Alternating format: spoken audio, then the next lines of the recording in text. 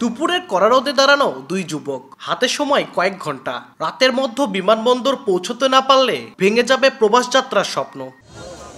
ঈদুল আজহার ছুটিতে গ্রামে এসেছিলেন মালয়েশিয়াতে কর্মরত সুরুজ্জামান ও জহুরুল ইসলাম। হাতে যথেষ্ট সময় নিয়ে বাড়ি থেকে বের হয়েছিলেন দুজন। তবে বিপত্তি বাধে ঠনঠনিয়া বাস কাউন্টারে এসে। ফিরতি পথে ঈদযাত্রায় বাড়তি চাপ থাকায় ঢাকাগামী কোনো বাসেরই টিকিট নেই।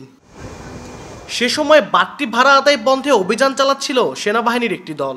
সাহায্যের আশায় তাদের শরণাপন্ন হন দুই প্রবাসী। ঘটনাটি জানার সঙ্গে সঙ্গে এগিয়ে আসেন সেনা কর্মকর্তা লেফটেন্যান্ট আল ফাহাদ। টিয়ার ট্রাভেলস পরিবহনের সঙ্গে আলাপ করে দুপুর 1টা ও দুপুর 2টায় দুই প্রবাসী ঢাকা যাওয়ার ব্যবস্থা করে দেন। দ্রুত সময়ে সেনাবাহিনীর হস্তক্ষেপে প্রবাস যাত্রা নিশ্চিত হওয়ায় আবেগাপ্লুত হয়ে পড়েন প্রবাসী সুরুজ ও জহুরুল। 12 তারিখের টিকিট ছিল, যাব আমি ঢাকায়। তা টিকিটের খুব ক্রাইসিসের কারণে আমি যাইতে পারছিলাম না। তবে স্যারের সহযোগিতায় আমি টিকিটটা পাইছি, অনেক খুশি। আমি বাইরে যাওয়ার জন্য টিকিট কাটতে আসলাম, টিকিট পাইছিলাম না। এই টিকিটটা স্যারের সহযোগিতায় টিকিট পাইলাম।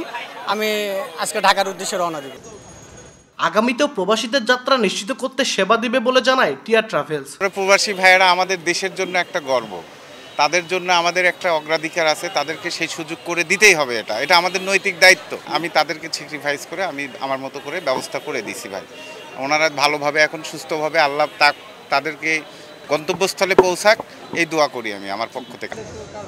দুর্দেশে মাথার ঘাম পায়ে ফেলে লাল সবুজের অর্থনীতি সচল রাখেন প্রবাসী বাংলাদেশিরা। এবার তাদের প্রবাস যাত্রা নিশ্চিত করে প্রশংসায় ভাসছেন লাল সবুজের সার্বভৌমত্বের অতন্ত্র প্রহরী বাংলাদেশ সেনাবাহিনী।